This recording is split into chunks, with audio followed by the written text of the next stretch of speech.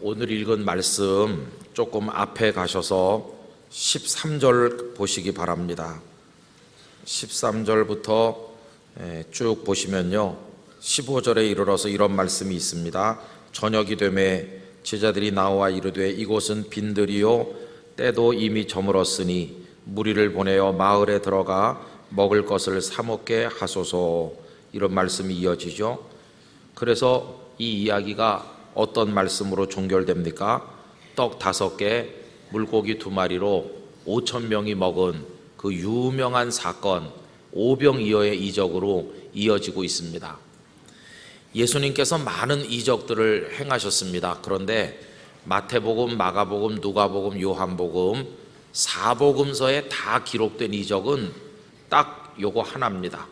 예수님의 십자가와 부활을 빼놓고는 일반 이적 중에서 4복음서에 다 기록된 것은 오병이어의 이적 하나밖에 없습니다. 그럴 정도로 대단한 이적입니다. 그런데 주님의 손에서 떡이 계속 나오고 물고기가 계속 나와서 사람들에게 나누어 줄 때 제자들이 얼마나 기뻐했을까 상상을 해보십시오. 바구니에다 담아가지고 다니면서 이리저리 사람들 사이를 누비면서 더 필요하신 분 없으세요? 얼마든지 드릴 수 있습니다. 여러분, 그들의 마음속에 기쁨 충만했어요. 그 나누어 주는 사람으로서 어깨춤이 절로 나오고 아마 앉아서 떡과 생선을 받아 먹는 사람들은 아유, 저분들은 어쩌면 복이 많아서 저렇게 위대한 예수님의 제자가 됐을까 이렇게 부러워하지 않았겠습니까? 그래서 이 오병이어의 사건 그 끄트머리는 기쁨의 절정이고 그 마음속에 뭐라고 형언할 수 없는 그런 감격이 있는 자리죠. 제자들이 다 그 은혜의 자리에 있었습니다. 그런데 오늘 읽은 본문으로 내려와 보면 갑자기 분위기가 확 바뀐 걸 볼 수 있습니다. 조금 전만 해도 은혜가 충만하고 기쁨이 충만하지 않았습니까? 그런데 오늘 읽은 본문으로 오면 그들이 어떤 문제에 봉착해 있습니까? 24절 말씀에 가서 보시면 배가 이미 육지에서 술이나 떠나서 바람이 거스름으로 물결로 말미암아 고난을 당하더라. 그들이 풍랑을 만난 겁니다. 그래가지고 굉장히 지금 고생하고 있습니다. 거기다가 마음이 위축되어 있는데 예수님께서 물 위로 걸어오시니까 유령이라고 하면서 두려움에 빠져 놀라기까지 하였습니다. 소리를 질렀다 이렇게 나오죠. 자, 그 다음에 이제 베드로가 주님이시거든 나를 걸어오라고 명하소서. 그래 베드로가 조금 걸었는데 여러분 30절에 보니까 뭐라고 되어 있습니까? 바람을 보고 무서워 빠져가는지라 소리질러 이르되 주여 나를 구원하소서. 조금 전에 오병이어의 역사가 있을 때는 기쁨이 충만하고 은혜가 충만했던 제자들인데 조금 후에는 겁에 질렸고 풍랑 때문에 어쩔 줄 몰라 하는 너무도 연약한 제자들의 모습으로 바뀐 것을 우리가 알아차리게 됩니다. 그런데 여러분, 예수님은 어떻습니까? 예수님께서는 오병이어의 역사가 일어날 때는 능력의 주님이시다가 풍랑이 일어날 때는 예수님도 같이 무서워하면서 바다에 빠지셨나요? 아닙니다. 예수님은요 전혀 달랐어요. 제자들은 무너지고 제자들은 두려워하고 제자들은 실패자가 되고 제자들은 겁에 질렸지만 예수님은 물 위를 걸어서 오셨어요. 예수님은 바람과 바다를 잔잔하게 하셨어요. 예수님은 여전히 예수님이셨어요. 제자들은 강해 보였지만 지금 약해졌고 기쁨에 충만했지만 두려움에 빠졌고 감격에 넘쳤던 사람들이 공포에 사로잡혀 있는 이렇게 뚝 떨어졌는데 예수님은 여전하셨어요. 그 이유가 무엇일까요? 물론 그분은 예수님이시니까 그렇다고 하겠지만 중요한 이유가 하나 있습니다. 그게 뭐냐 하면 제자들은 기도하지 않았고 예수님은 계속해서 기도하셨더라는 것입니다. 그래서 그 앞에 오병이어의 사건과 이 물결로 인해서 두려움에 빠진 제자들의 이야기를 이어주는 그 사이가 있는데 그게 바로 22절, 23절이죠. 이 두 절 말씀을 다시 한번 다 같이 읽겠습니다. 예수께서 즉시 제자들을 재촉하사 자기가 무리를 보내는 동안에 배를 타고 앞서 건너편으로 가게 하시고 무리를 보내신 후에 기도하러 따로 산에 올라가시니라. 저물매 거기 혼자 계시더니. 아멘. 거기다가 색연필 있으신 분은 줄을 치시기 바랍니다. 23절 기도하러 따로 산에 올라가시니라. 저물매 거기 혼자 계시더니. 거기다가 줄을 치시기 바랍니다. 그래서 오늘 제가 드리려는 말씀의 첫 번째 꼭지가 뭐냐 하면요, 누가 은혜를 계속 유지하고 누가 은혜 생활하다가도 밑으로 떨어지는 그런 차이가 있게 되는가? 대답이 뭘까요? 기도하는 이와 기도하지 않는 이의 차이인 것입니다. 여러분, 우리가 오병이어의 역사를 경험한 것처럼 충만해도요, 기도를 하지 않으면 그 다음엔 무슨 일이 벌어질지 모르는 것이. 우리 주님은 사실은 엄격하게 말하면 기도가 필요 없으신 분이세요. 그분이 하나님이신데 무슨 기도 생활이 필요하겠습니까? 그런데도 예수님은 제자들을 먼저 가게 하신 다음에 따로 산에 가셔서 홀로 계시면서 기도하셨잖아요. 이것은 능력이 부족해서 기도한다기보다는 우리들에게 가르치시기 위함이라고 믿습니다. 기도가 얼마나 중요한지. 오병이어의 역사와 이 바다 물결로 인한 이 두 사건 사이를 연결시켜주는 고리가 기도인데, 여러분, 우리도 살다 보면 두 가지가 연결되잖아요. 낮과 밤이 연결돼요. 낮에는 성공한 사람이 밤에는 영적으로 시험에 빠져서 실패하는 수가 있어요. 또 밤에는 성공한 것 같은 사람이 직장에 출근한 낮에 시험에 빠져서 범죄하는 수가 있어요. 사업을 할 때는 잘했던 사람이 가정생활에는 실패하기도 해요. 부부생활은 잘하는 사람이 자식 교육에는 실패하기도 해요. 교회 안에서는 훌륭한 것 같은데 바깥에 나가서 실패하는 사람 많이 있어요. 이쪽의 일과 이쪽의 일이 다 성공하고 다 은혜롭게 되기 위한 그 결정적 방법이 뭐냐 하면 기도하는 것입니다.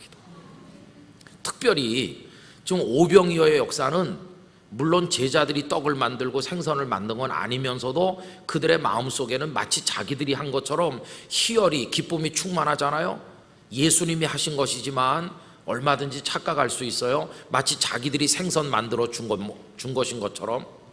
우리도 똑같은 착각을 많이 합니다. 어떤 사람이 사업을 해서 돈을 잘 벌었다고 칩시다. 그거 자기가 벌었나요? 하나님이 벌게 해주셨나요? 하나님이 돈 벌 수 있는 여건과 능력과 기회를 다 주신 것이에요. 하나님이 하신 거예요. 그런데 착각을 하기를 내가 벌어서 이렇게 하는 거예요. 우리 같은 목회자도 똑같습니다. 어떤 교회에 부임을 했는데 적던 교인이 늘어나고 싸우던 교회가 평화롭게 되고 여러 가지 사역이 확장되면 사람들은 와, 그 목사님이 능력이 있나 봐, 그 목사님 목회를 잘한대, 이런 식으로 말하죠.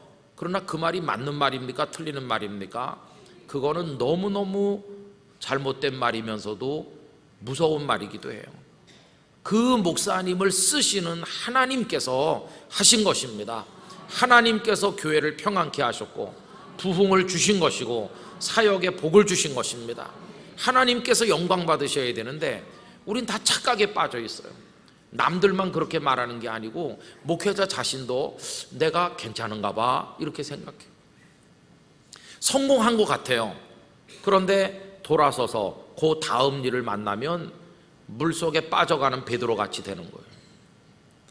여러분, 성공한 것처럼 보일 때, 부흥되는 것처럼 보일 때, 기쁨이 넘칠 때, 그때 해야 될 일이 뭘까요? 기도인 것이에요. 많은 사람들이 성공합니다. 그러나 성공해서 기쁨이 충만하고 자신감이 넘칠 때 기도하지 않습니다. 그리고 말합니다. 내가 잘했다고, 내가 성공했다고. 기도가 생략되는 그 순간 이 바닷속에 있는 제자들처럼 되고 마는 것이, 두려움에 빠지고 좌절하는 것이. 그래서 여러분, 잘 되고 있을 때 더 많이 기도하시기를 바랍니다. 형통할 때 더 열심히 기도하셔야 되는 것이. 그래서 기도 생활은 위기 때 하는 게 아니라 사실은 늘 하는 것이고요, 모든 일이 잘 풀리고 있을 때 더 간절하게 더 열심히 하나님의 은혜를 구해야만 한다는 것입니다. 그래서 예수님께서는 기도의 모범을 우리들에게 보여주시는 것이세요. 그럼 예수님의 기도의 모범을 23절에서 다시 한번 보시는데요, 기도하러 산에 가시는데 거기서 첫 번째는 뭐냐 하면 따로 가신다는 겁니다. 따로. 물론 예수님께서 제자들과 함께 기도하신 적도 있죠. 대표적인 것이 겟세마네 동산에 같이 가셔서 기도하거라 이렇게 했어요. 그러나 거기도 예수님이 제자들 옆에서 하신 건 아니고 돌 던질 만큼 좀 떨어지셔서 따로 하셨어요. 따로. 여러분, 저는 이번에 우리 영락교회 성도님들이 따로 기도를 배우시기 바라요. 따로 국밥만 우리가 잘 먹는 게 아니라 따로 기도를 배우는 거예요. 이 따로 기도를 다른 말로 바꿔 말하면 개인 기도라고 할 수 있습니다.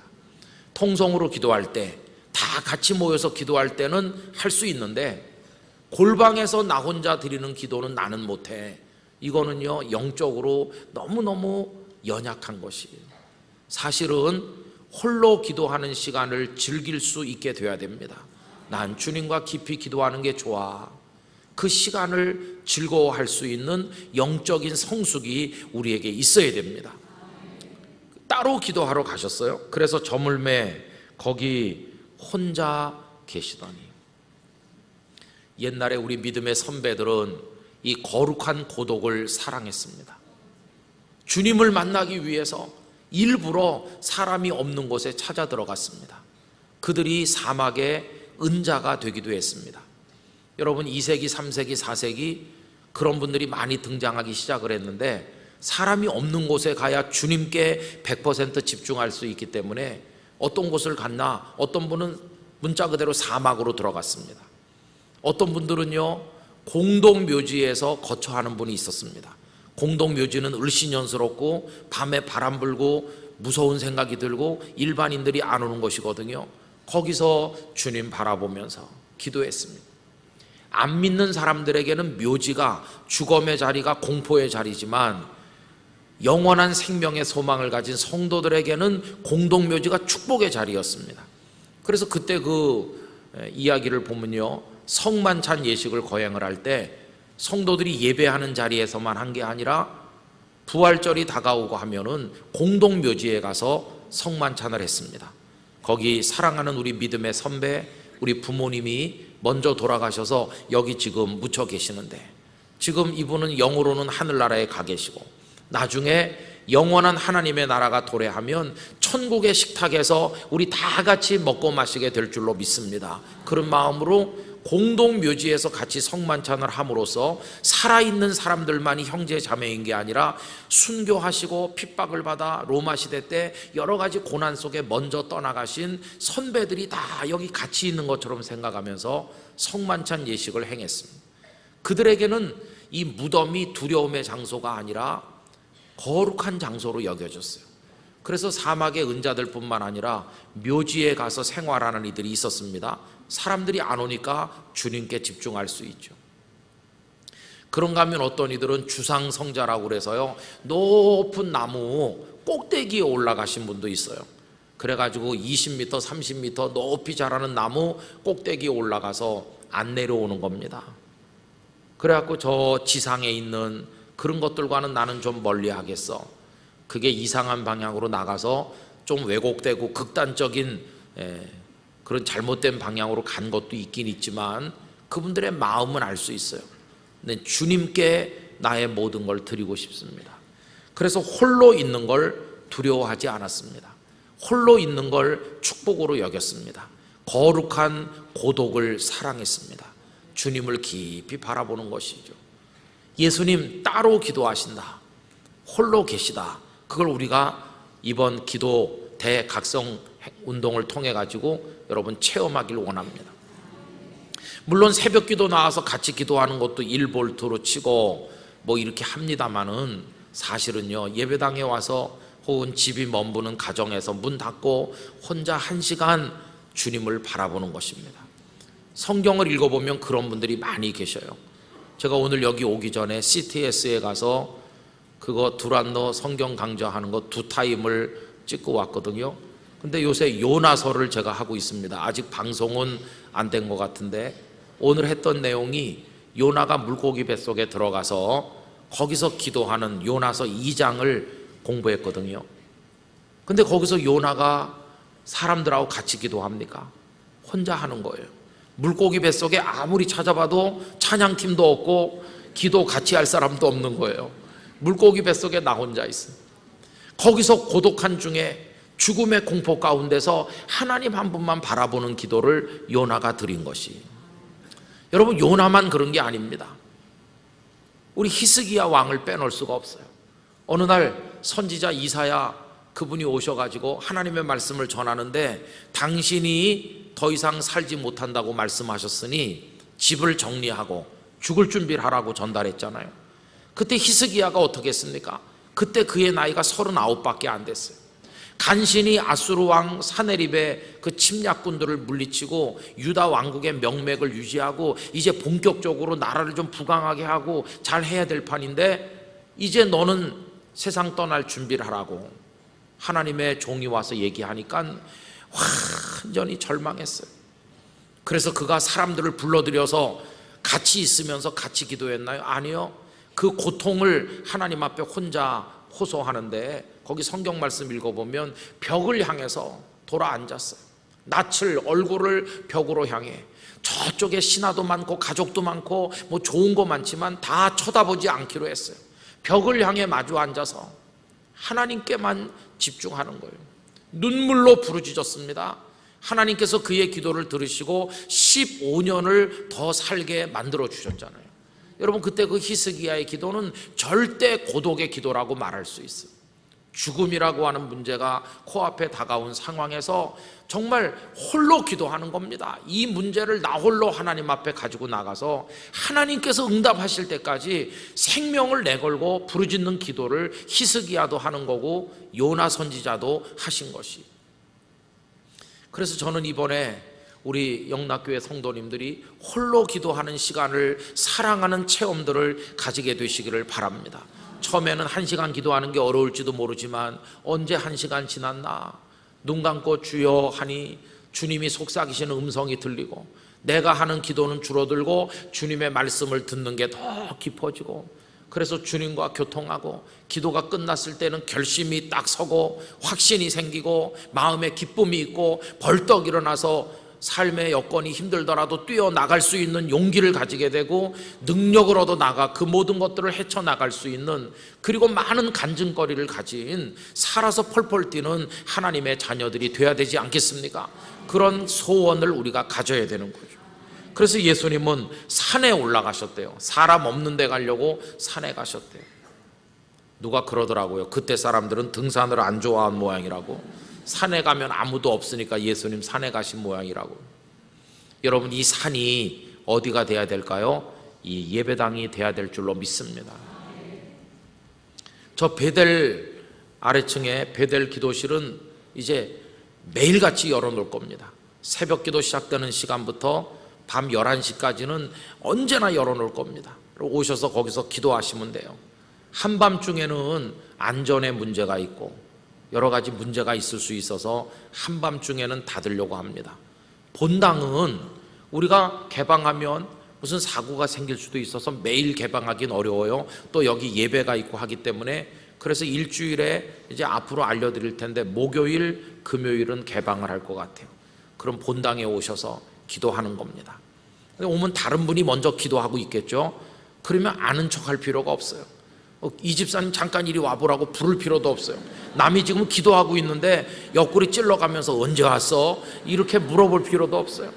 그분은 그분대로 주님을 향한 여행을 하는 것이고 나는 나대로 주님을 향해 나가는 것입니다.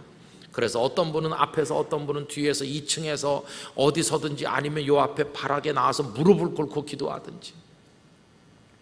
제가 부산에 있을 때는 요 강단에 앉으면요 늘 돌아앉아서 무릎 꿇고 있었습니다. 강단 위에 무릎 꿇고 엎드려서, 새벽 기도 때도 무릎 꿇고 엎드려서, 거기 본당에서 새벽 기도 하거든요. 그래서 거기서 있으면 참 그 시간이 좋았어요. 이렇게 강단 의자 위에 무릎 꿇고 엎드려서 30분도 있고 1시간도 있고, 하나님이 자게 하시는 날은 더 있는 날도 있고. 저 참 솔직하죠. 기도하다 보면요 잠이 오는 날도 있어요. 그래도 주님이 재우셨으니까 집에 가서 두 다리 뻗고 자는 것보다 영 은혜로운 잠을 잔 거죠. 어떤 때는 거기 무릎 꿇고 있는데 하나님의 말씀이 막 쏟아집니다. 그래서 설교 준비를 거기 엎드려서 다 합니다. 엎드려서 일어나면 이제 집에 가서 타이핑만 하면 돼요. 서론부터 결론까지 그 새벽에 다 주시는 거예요. 그런 체험도 하기도 했어요. 그런데 그런 체험을 매주 주시면 참 목회하기 쉬울 텐데 몇 번 안 주셨어요. 거기는 혼자 있는 곳입니다. 목사님이 저기 엎드려서 기도한다. 아무도 와서 방해 안 하죠. 거기서 그냥 이렇게 주여 이렇게 하는 거예요. 여러분, 주님과 나와 1대1로 만나는 거예요. 온전히 주님이 나의 주님이 되시는 거예요. 누구도 주님을 빼앗아갈 수 없어요. 그게 홀로 주님과 기도하는 것입니다. 여기 예수님이 산에 올라가셨는데 여기 예배당이 우리의 산이 되기를 원합니다. 거리가 멀고 직장이 멀고 그래서 여기까지 못 오는 분도 계실 거예요. 그래서 그런 분들은 아침에 일찍 가서 회사 사무실이 거기가 산이 되고, 가정에 아이들 다 내보내고 학교 가고 출근하고 그러면 거기가 방이 되고, 거기가 산이 되고, 여러분들의 안방도 거룩한 산이 되고, 내가 산을 향하여 눈을 들리라, 나의 도움이 어디서 올꼬, 그러면서 기도의 산에 오르시기를 바랍니다. 산을 향해 눈을 드시기 바랍니다. 예수님처럼 하는 겁니다. 여러분, 그렇게 기도해보는 우리 모두가 되기를 원하는 것입니다. 저는 소원이 많이 있습니다. 이번에 이 기도를 통해서요, 우리 자신이 기도하는 그리스도인으로 체질이 개선되는 거, 이게 가장 기본적인 소원입니다.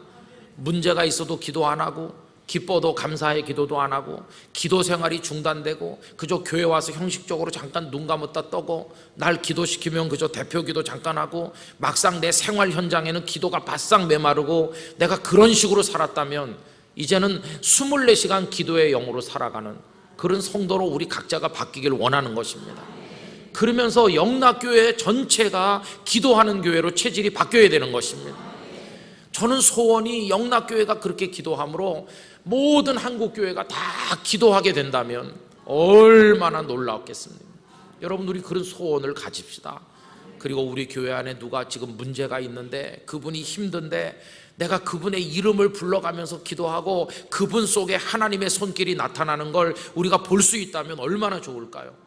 그런 기도를 우리가 해야 되는 것이죠. 분명합니다. 기도하면 승리할 것입니다. 기도하지 않으면 패배할 것입니다. 기도를 믿음으로 하면 반드시 이길 것입니다. 그러나 믿음 없는 기도는 허공을 울리는 꽹과리 소리밖에 안 될 것입니다. 저는 처음에는 이런 걱정도 했어요. 여기서 우리가 주여 그러고 이렇게 기도하면 바깥에서 누가 와서 조용히 좀 하세요, 그러면 어떡하지? 그런 생각도 했었어요. 그렇지만 뭐 어떻겠습니까? 그냥 이 안에서는 눈물 흘려도 괜찮고 소리 질러도 괜찮아요. 사람들 앞에 가서 눈물 흘리는 건 참 초라한 거예요. 그러나 하나님 앞에서 우는 건 하나님이 흉보지 않으세요. 우리의 눈물을 보석같이 받아주실 것입니다. 내 아들 내 딸아, 내 눈물 내가 닦아줄게, 그렇게 하실 것입니다. 그래서 여기서는 뭐 체면 같은 것도 필요 없어요. 감동이 되면 주님을 향해 두 손을 들기도 하고 가슴을 치기도 하고 눈물도 흘리기도 하고 그렇게 기도하는 겁니다. 그 옆에 이 집사님 좋은 옷 입었더라, 그런 게 눈에 들어오면 안 되는 것이에요. 그냥 주님만 바라보는 것이죠. 1월 달에 제가 이제 같이 기도한다고 그랬는데, 여러분이 다음 주에 같이 하잖아요. 그리고 그 다음 주에는 안 오시면 안 되는 겁니다. 그럼 이게 우리가 헛수고 하는 겁니다. 계속 열심히 와서, 아까 우리 통성기도 했는데 옛날에 영락교회 수요 예배 많이 와서 서울 장안에 이름난 수요 예배 했잖아요. 그래서 막 수요 예배를 2부로 드렸잖아요. 줄 서서 들어오시고 그랬잖아요. 저 바깥에 기다리다 들어오시고. 근데 지금은 한국교회 영적인 그게 다 식어버렸잖아요. 기도도 다 식고. 근데 이 영락교회 서울 한복판에서 금요 기도회 우리 하는 게 이게 소문난 기도회가 되기를 원합니다. 그래서 여기 직장에 왔던 사람도 나 영락교회 금요기도회 갔다 집에 가야 되겠다. 클클하고 답답한 사람들이 여기 들어와서 기도하고, 이 자리가 성령의 용광로가 되기를 원하는 것입니다. 우리 그런 소망을 가집시다. 기도하는 사람을 찾으시는 하나님 앞에 우리가 그런 기도의 제물이 되기를 간절히 원합니다. 그리고 개인적으로는요, 여러분 삶의 고단한 문제들 얼마나 많으세요? 그거 내놓고 기도하시기 바랍니다. 부끄러워할 필요가 없거든요. 기도를 들으시는 하나님이 계시니까. 그래서 우리 찬양을 하나 부르려고 하는데, 기도할 수 있는데 왜 걱정하십니까? 기도하면서 왜 염려하십니까? 기도할 수 있는데 왜 실망하십니까? 기도하면서 왜 방황하십니까? 주님 앞에 무릎 꿇고 간구해 보세요. 마음을 정결하게 뜻을 다하여 기도할 수 있는데 왜 걱정하십니까? 기도하면서 왜 염려하십니까? 여러분, 기도의 능력을 우리 믿고 하나님 앞에 나가길 원합니다. 사람들마다 소유하고 있는 것들이 차이가 많이 있습니다. 어떤 사람은 재벌 같은 부잣집에서 태어나서 많은 것을 누리면서 사는 사람들이 있는가 하면, 또 아무것도 없는 가난한 인생을 출발했고 또 살아가는 과정이 내내 가난한 고생을 많이 하시는 분들도 계십니다. 어떤 분은 또 지식이 많기도 하고 어떤 이는 그 반대이기도 합니다. 이렇게 사람들마다 다 똑같지를 아니하고 그 삶의 내용들이 너무나 많이 편차를 보이고 있습니다. 가만히 생각을 해보면 저의 경우는 어땠나 이렇게 따져보면 저도 별반 가진 게 없는 쪽에 가까웠다는 생각을 해보곤 합니다. 저는 늘 어린 시절에 세 식구였습니다. 아버지, 어머니, 그리고 저, 이렇게 세 식구였습니다. 얼마 전에 구정이 지나갔는데요, 명절이 다가오면 다른 친구들은 친척이 온다고 그래요. 친척네 집에 간다고 하기도 해요. 그래서 가족들이 모여서 재미난 일을 경험했다고 자랑을 하기도 했습니다마는, 저희 가정은 갈 데도 없고 오는 사람도 없었습니다. 오히려 더 쓸쓸하죠. 뒷골목에 나가도 친구들은 어디론가 다 가버렸고, 거기 아이들이 와글와글하던 곳에 다른 친구들은 없고 그냥 저 혼자 쓸쓸하게 있고 그랬습니다.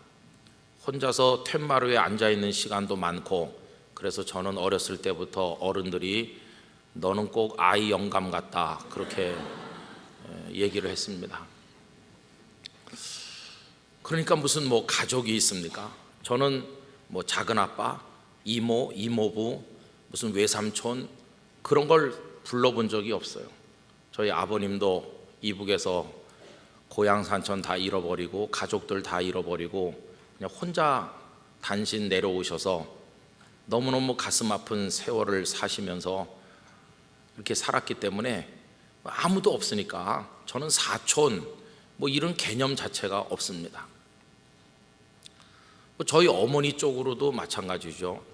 저를 길러주신 어머니는 만주에서 태어나시긴 평안북도에서 태어나셨는데, 만주에 들어가셔서 옛날 봉천이라고 하던 지금은 심양이라고 하는데, 거기 서탑교회 출석하시면서 이제 거기 살다가 어떻게 또 이 남쪽에 오셨는지 저는 그 과정을 정확히는 들은 적이 없고 어머니도 말씀을 안 해가지고 잘 모르는데, 아무도 하여튼 없습니다. 어머니 쪽으로 어쩌면 사돈의 팔촌 아무도 없어요.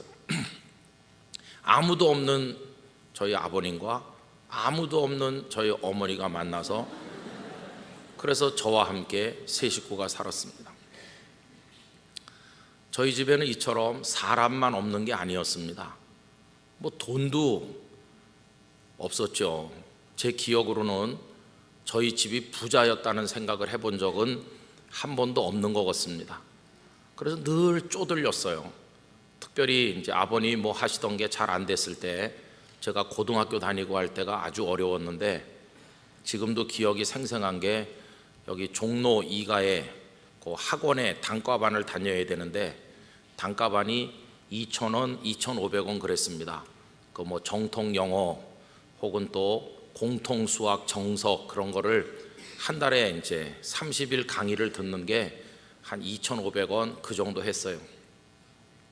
그러니까 무슨 과외를 하는 것도 아니고 영어 수학이 중요하니까 그래도 기초는 좀 단단히 배워야 된다고 그래갖고 정통 종합영어라는 참고서를 떼는데 2달 걸렸으니까 2달은 최소한 다녀야 되는 것이고, 또 그 수학의 정석도 공통 수학이 있고, 저는 문과기 때문에 옛날엔 수학 1, 수학 2 그랬는데 수학 1은 이제 해야 되는 거거든요.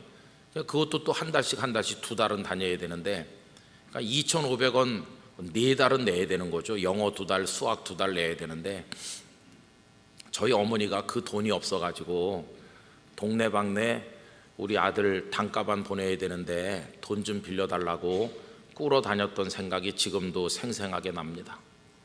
아, 우리 어머니가 얼마나 힘들게 나를 공부시켰나 생각해 보면 눈물이 날 때도 있어요. 그리고 노량진에서 물레동까지 그 영등포역을 지나서 그 신도림 쪽으로 가다가 물레동이 있지 않습니까? 거기까지 어머니가 돈 10원이 모자라 가지고 걸어오셨다고 할 때도 있었습니다. 그러니까 돈이 마르니까 진짜 말라 가지고 아무것도 없이 가난했던 적도 있었던 기억이 납니다. 저희가 그 경인 가도에 3층짜리 집을 아버지가 가지고 계시긴 했는데 뭐 담벼락을 뜯어 먹을 수도 없잖아요. 거기서 뭐 그냥 뭐 지분 한 칸 있는데 뭐가 없는 거예요. 그리고 이제 그 세를 여러 집 줬던 게 생각납니다. 뭐 세를 하여튼 줬던 것 같고요. 그리고는 식구가 셋이니까 우린 당연히 방 하나에서 살았지 방 2개에서 살아본 적이 없어요. 당연히 방 하나에서 그냥 윗목 아랫목 해가면서 그냥 세 식구가 자는 거고, 겨울에는 위풍이 얼마나 센지 이불을 덮고 방바닥은 등판이 늘어붙을 정도로 뜨겁게 불을 떼고 자도 아침 되면 얼굴은 얼어가지고 이게 잘 안 움직일 정도로 위풍이 세고, 어떤 날은 연탄불이라도 꺼뜨리는 날은 방 안에서 물이 꽝꽝 얼고 옛날에 걸레가 얼어가지고요, 그거 이렇게 하면 막 걸레가 부스러질 정도로 빵빵 어는 거죠. 그렇게 살았어요, 어렵게. 그러니까 제가 좀 가진 것처럼 보여도 여러분 그건 겉으로만 그래요. 제가 그녀를 따라서 부산국제시장에 갔더니 그 사장님이 저보고 있어 보이신다고 그러는데, 있지는 않고 그냥 있어 보이기만 하는 거죠. 근데 이렇게 맨날 어렵게 살았어요. 그러니 뭐 진짜 가진 게 없죠. 제가 가만히 생각해 봅니다. 내가 무슨 신학교에 가가지고 이제 전도사가 되고 목사가 됐는데 우리 집안이 워낙 그렇다 보니까 무슨 뭐 집안 어른이 있는 것도 아니고 아무도 없으니까요, 저의 소위 말해서 저의 뒷배 백이 돼줄 사람이 아무도 없어요. 여러분 교계도 보면은 뭐 아버지가, 저 목사님의 아버지가 어떤 훌륭한 목사님이시래. 아주 훌륭한 목사님의 아드님, 아버지 덕 좀 볼 때도 있을 거 아니겠어요? 저분의 할아버지가 우리 교단의 총회장을 지나셨대. 그러면 그 손자가 좀 이렇게 덕을 볼 때도 있지 않겠습니까? 그래서 어느 교회 목사님으로 가실 때 추천서라도 한 장 이렇게 써주는데 보탬이 될 수 있고 그럴 것 같은데요, 저는 아무도 없는 거예요. 저를 위해서 무슨 뭐 추천서 써줄 만한 분도, 물론 부탁을 하면 써주시긴 써주겠지만 그런 분도 없는 거죠. 그러면 저희 가정은 어떻게 살았을까요? 가진 것도 없고 배경도 없고 백도 없고 아무것도 없는데 어떻게 살았나? 대답은 하나입니다. 하나님 덕에 살았죠. 하나님 덕에. 그때는 참 어려웠죠. 우리 맨날 교회 가고 맨날 하나님 부르는데 왜 우리는 일가 친척도 없고, 왜 우리는 가난하고, 왜 우리는 백도 없나? 늘 어린 시절에 그랬죠. 그런데 이 나이 돼서 가만히 생각해 보니까 하나님께서는요, 사람들이 가졌다고 자랑하는 모든 걸 합친 것보다 훨씬 강하고 부하고 능하신 분이세요. 하나님 한 분이면 다 해결되는 거예요. 하나님 한 분이면 부족함이 없어요. 여러분 아브라함도 식구가 몇입니까? 그가 75세 때 갈대아 우르를 떠나서 내가 네게 지시할 땅으로 가라. 그래서 아브라함이 가나안 땅으로 올 때 세 식구입니다. 그 아내 사라, 그 다음에 조카, 그 아들처럼 데리고 온 조카 롯, 이렇게 세 식구였어요. 아브라함도 세 식구, 우리 집도 세 식구, 막상막하네. 물론 아브라함의 집에는 양떼를 먹이는 목자들이 많이 있긴 했지만 피부치로 따지면 아브라함도 세 식구, 저희 가정도 세 식구였어요. 아브라함이 가나안 땅에 내려올 때 누가 기다려주는 사람이 있습니까? 누가 가나안의 막강한 사람들이 당신의 뒤를 봐주겠어요? 그런 사람이 있습니까? 아무도 없습니다. 그 잘 살던 갈대아 우르, 기반 잡고 터 잡고 살던 곳을 떠나서 하란을 거쳐서 이 가나안으로 내려올 때 그는 그냥 하나님 아버지 한 분만 보고 내려오는 거예요. 오늘 15장에 보면 어느 날 하나님께서 환상 가운데 그에게 말씀하시잖아요. 여러분 1절 말씀을 다시 한번 보세요. 아브라함에게 임하신 하나님께서 뭐라고 말씀합니까? 아브라함아, 두려워하지 말라. 여러분 여기 우리의 이름을 넣어서 한번 생각해 보세요.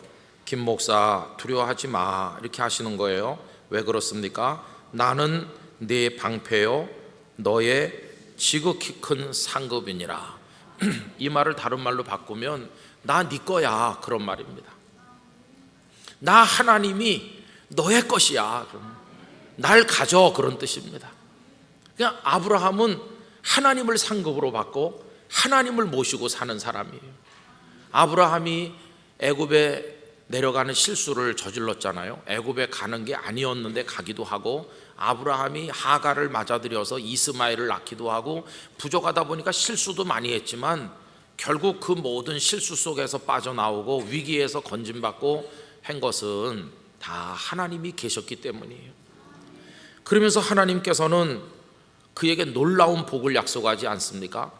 후손을 주신다고 약속을 하시는데, 맨 처음에 그는 그냥 엘리에셀, 우리 집에서 일하고 내가 기른 엘리에셀만 있으면 족합니다 그랬지만, 하나님께서는 뭐라고 하십니까? 3절, 아브라함이 또 이르되 주께서 내게 씨를 주지 아니하셨으니 내 집에서 길린 이 엘리에셀이 내 상속자가 될 것입니다 하니까 4절 다 같이 읽겠습니다.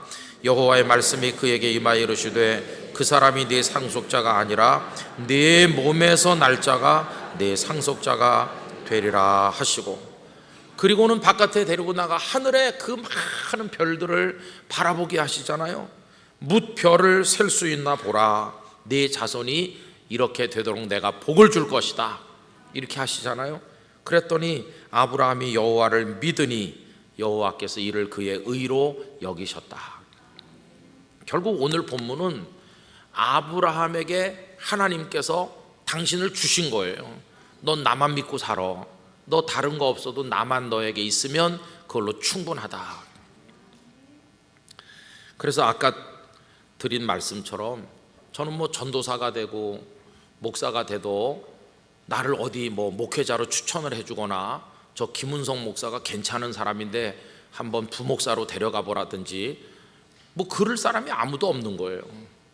그래서 제가 하나님, 제가 전도사가 됐는데 저는 어디 가서 전도사 하면 되겠습니까? 이렇게 하고 제일 먼저 보내주시는데 가겠습니다, 이렇게 늘 기도했더니요, 참 놀랍잖아요. 저는 지금까지 제 손으로 어느 교회에 이력서를 내서 부임해 본 적이 없거든요. 왜 그렇습니까? 너는 추천서 써줄 사람도 없으니까. 네가 이력서 내려고 그러면 이 김 목사, 김 전도사 괜찮은 사람입니다, 누가 이렇게 보증 서듯이 너를 추천해야 되는데 너는 뭐 추천서 써줄 사람도 없으니까 그런 서류 안내도 너를 오라고 하는 교회로 내가 보내줄게. 하나님께서 그렇게 해주시는 거예요. 그래가지고 가만히 있으니까 어떤 교회에서 전도사 오라고 저를 먼저 불렀어요. 서류 내라고 안 했어요. 그래서 그냥 가서 인사하고 그 교회에서 전도사 노릇했죠. 그렇게 하고 목사 돼서 또 목사 노릇하고 있으니까 부산의 땅끝 교회에서 저를 또 오라고 하는 거예요. 서류 같은 거 낸 거 없고. 그래서 제가 가서 목회하다가 그랬습니다. 내가 정말 신학교 졸업했는지 궁금하지 않냐고 한번 확인을 해봐야 되지 않나, 내가 진짜 목사가 맞는지 여러분은 궁금하지도 않으세요? 농담으로 그랬어요. 아무도 보증해 준 사람도 없잖아요. 그래도 그분들이 저를 목사로 오라고 그래서 긴 세월 있었고, 저 영락교회 올 때도 제가 뭐 영락교회 목사가 되고 싶습니다 이런 거 안 하고 영락교회에서 저를 먼저 찾아오셨잖아요. 그러니까 하나님께서 야 너 추천서 써줄 사람도 없으니까 그냥 내가 서류 안 내도 내가 너를 인도해 줄게. 나 있어. 나 하나님이 너의 하나님이다. 그래서 하나님 한 분 백을 믿고 사는 거예요. 지금도 저는 뭐 재산을 많이 가진 사람이 아니고요, 그저 교회에서 성도들의 사랑으로 지금까지 먹고 살았고 쌓아놓은 재산이 있는 사람도 아니고, 저는 뭐 그렇습니다. 하나님 은혜로 애들이 태어나고 우리 집 식구가 조금 늘긴 했지만 세 식구 살다가 부모님 가고 이젠 6식구 됐으니까 더하기 3이 된 셈이고요. 그 다음에 이제 없어진 줄 알았던 2살 때 남의 집에 간 우리 동생을 찾았으니까 조금 늘긴 했지만 우리도 명절 때 뭐 갈 데가 없어요. 그러니까 이번 명절에도 뭐 갈 데가 없으니까 그저 땅끝 교회 다니던 성도가 와서 하루는 만났고, 그 다음 하루는 또 우리 동기 목사님이 어디 우리 영락 경로원에 계시니까 연세 높으신 또 그분 만났고 뭐 그렇죠. 그렇지만 괜찮아요. 여러분 저 너무 불쌍하게 여기지 마세요.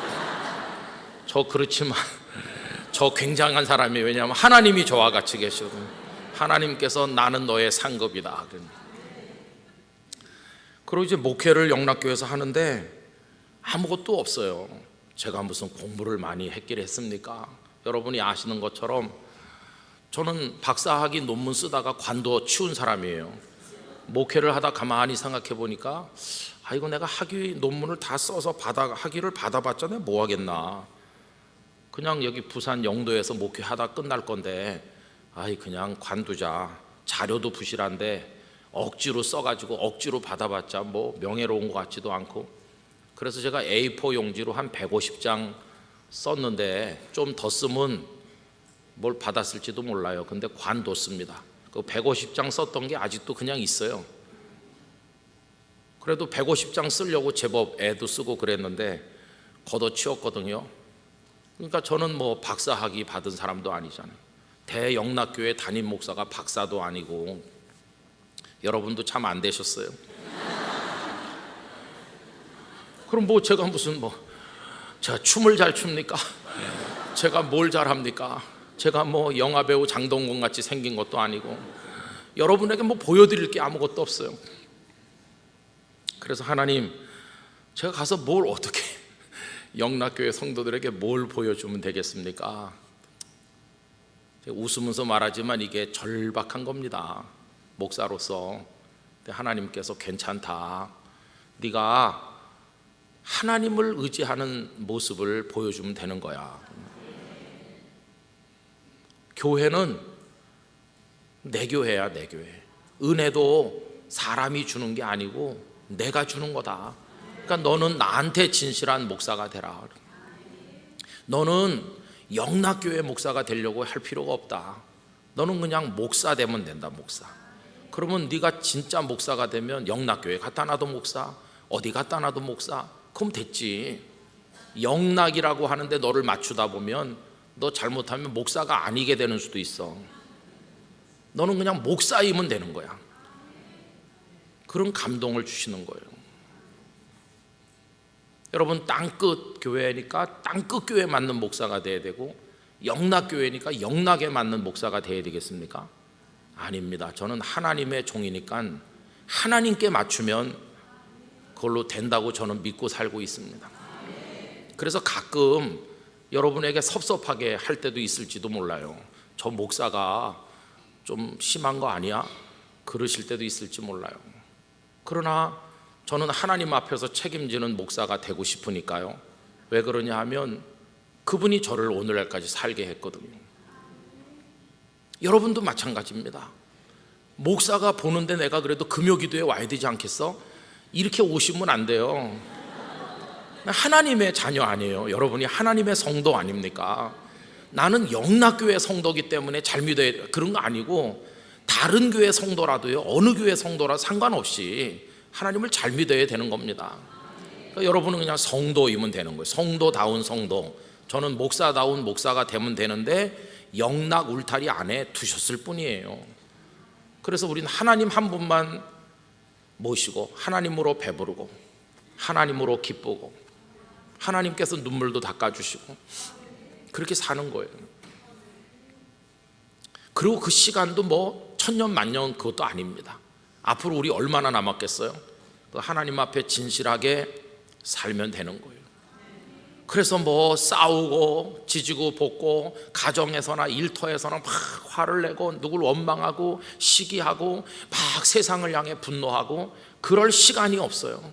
그 하나님 의지하면서 기쁘고 감사하게 살기에도 너무나 시간이 부족하니까 그저 그동안 내 감정과 내 시간과 에너지를 소진시키던 사탄이 깔아놓은 그 모든 유혹이나 모든 것에서 이제 벗어나야 돼요. 이제는 하나님의 사랑의 품에 안겨서 하나님께 집중하는 삶을 살아나가야 될 줄로 믿습니다. 그래서 저는 오늘 저녁에 다른 말씀 드리지 않고 하나님께서 아브라함에게 내가 너의 상급이다 그러시잖아요. 나 하나님이 너의 상급이다. 우리 영락교회 성도들의 하나님이신 줄로 믿습니다. 하나님이 여러분들의 하나님이세요. 얼마나 좋은 일입니까? 기도한다고 하는 건 뭐냐 하면은 세상으로 흩어지고 분산됐던 내 마음, 여러 가지 사탄이 공격하는데 휘말려 가지고 상할 대로 상하고 찢겨진 내 감정들, 그리고 내 무너진 자존심, 자아들, 망가진 나의 자화상, 이런 것들을 하나님 앞에 집중함으로써 치료받고 위로받고 새로워지고 강해지고, 아, 나는 하나님의 사람이지, 하나님은 나의 하나님이시지, 이걸 재확인하고 그렇게 하는 것입니다. 어떤 때 하나님의 사랑은요 너무너무 신기하게 다가와요. 한 이틀 전에 한 3일 됐는지요, 새벽에 한 4시 좀 넘어서 일어났는데 여기가 막 훌떡훌떡 하는 거예요. 여러분 가끔 그러시죠? 막 아프고요, 잠을 더 자야 되나, 새벽기도 가면 너무 힘들라나, 오늘은 쉴까, 그런 생각도 드는 거예요. 막 훌떡훌떡하고 막 아프고 병원에 가봐야 되는 거 아닌가, 그런 생각이 들죠. 가끔 베개를 잘못 빼도 그렇고 뭐 그렇다고 그러잖아요. 온갖 상상이 다 되는 거죠. 혹시 뭐가 생기려는 전조가 아닐까부터 해갖고 우리는 아는 게 많아서 그게 다 걱정으로 연결되잖아요. 그래서 새벽기도를 나왔죠. 새벽기도를 나왔는데도 계속 목사님 말씀하는 동안에도 계속 이게 훌떡거리고 아프고 좀 그랬어요. 그리고 이제 개인 기도 시간이 됐잖아요. 그래서 기도를 했죠. 주님, 여기가 아픕니다. 주님, 뒷목이 훌떡거려요. 이렇게 했는데 참 놀라운 걸 체험했어요. 저의 두 마디가 끝나기 전에 사르르 가라앉는 거예요. 사람들이, 여러분들이 에이 그 우연이겠지 이렇게 생각하셔도 좋아요. 그렇지만 저는 너무너무 놀랐습니다. 그날 새벽에 주님, 여기가 너무 훌떡거려요. 여기가 아픕니다. 이렇게 했어요. 근데 그 두 마디가 끝나기 전에 사르르, 얼마나, 남들은 뭐 저 김 목사 이상한 소리 한다고 그랬지 모르겠지만 저는 한없이 기쁜 거예요. 우와, 하나님께서, 야 진짜 놀랍구나. 전에도 한번 말씀드렸죠. 막 토요일 밤부터 치통이 와가지고요, 토요일 밤에 어디 병원 갈 데도 없고, 그래서 그 진통제 타이레놀 그거를 한 알 먹고 안 돼서 2알 먹고, 주일 아침에 예배를 설교를 4번 하는데 4알도 먹었습니다. 그걸 진통을 좀 해보려고. 너무나 아프지만 하여튼 설교를 4번을 하고, 그날따라 저녁에 다른 교회 하루 저녁 부흥 집회도 인도하러 가기로 했는데 오후 되니까 더 쑤시고 더 아픈데, 와, 그 교회는 어떻게 가지, 못한다고 그럴까, 못하면 어떡합니까? 다 그 교회는 다 계획을 세워서, 그래서 순교하는 심정으로 가는 거죠. 그래서 운전도 제가 해가지고 그 교회를 향해서 가는데 막 운전을 못 하겠더라고요. 너무 아파가지고 차를 옆에다 붙여대고, 하나님, 나 오늘 설교하러 가요. 놀러 가는 거 아니라니까요, 설교하러 가요. 근데 거짓말 같지 않습니까? 그렇게 고생했는데요, 그 교회가 저만치 보이는 때부터 아픈 게 사라졌습니다. 그 다음날 아침까지도 하나도 안 아프고, 치과를 갈까 말까 고민할 만큼 하나도 안 아프더라고요. 거짓말 같잖아요. 근데 저는 그런 일을 많이 경험했어요. 그래가지고 하나님이 저기 계신 하나님이 아니라 저를 쓰다듬고 어루만지시는 하나님인 거를 느끼는 거예요. 하나님이 이렇게 나의 기도를 들으신다. 그래서 무슨 뭐 일가친척 많고 뭐 빵빵하게 부자고 뭐 대단한 뭐 그런 삶을 살고 뭐 그런 건 아무것도 아니지만 그저 하나님 한 분 얼마나 놀라워요. 그래서 제가 엊그저께 우리 집에서 밤에 그 기도 책자 우리 가지고 애들하고 둘러 앉았을 때 하나님이 멀리 계신 게 아니라 하나님은 우리 중에 너의 삶 속에 같이 계신 거다, 이렇게 우리 애들한테 얘기를 해줬거든요. 여러분, 그 하나님을 여러분들께 상급으로 드리려고 합니다. 오늘 여기 하나님께서 나는 너의 상급이라. 할렐루야. 하나님 한 분이면 충분해요. 그 하나님의 임재를 의지하면 사탄이 우리를 공격할 수 없을 것입니다. 한 길로 왔다 7길로 도망가게 될 줄로 믿습니다. 하나님의 능력을 의지해야 되는 것입니다.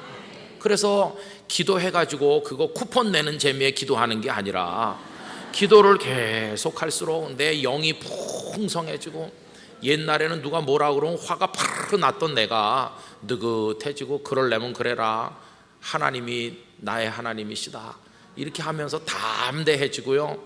옛날엔 소소한 것에 내 시간과 에너지를 다 사용했다, 이제는 하나님의 세계를 보는 거예요.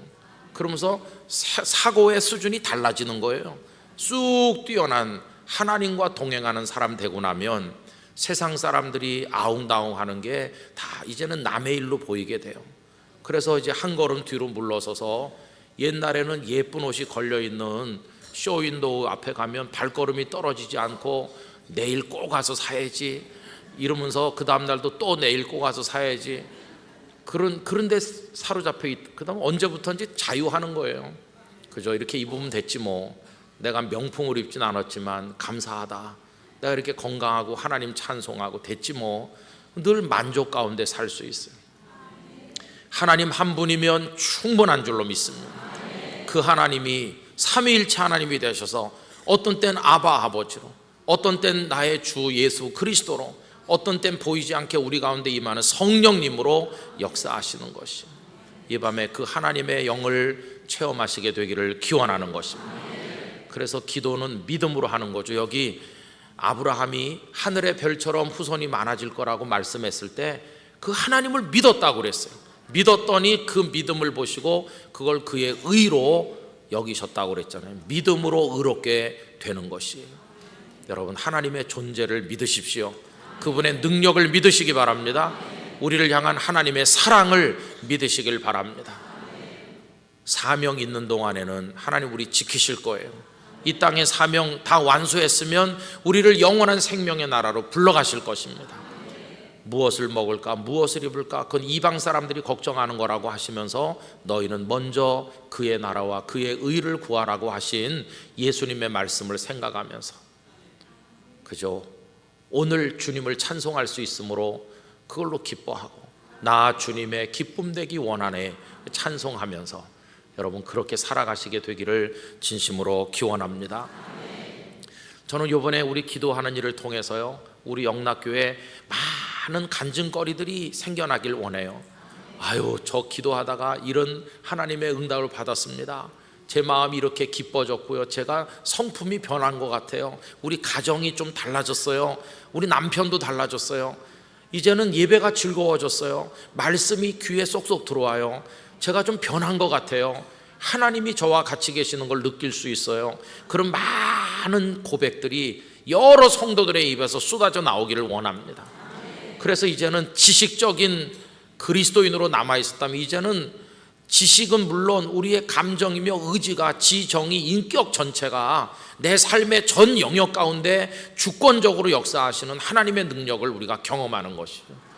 여러분 그런 풍성한 하나님의 세계를 우리가 맛보게 되기를 원하는 것입니다. 여러분 그런 거 원하시죠? 사모하는 자에게 하나님께서 주실 줄로 믿습니다.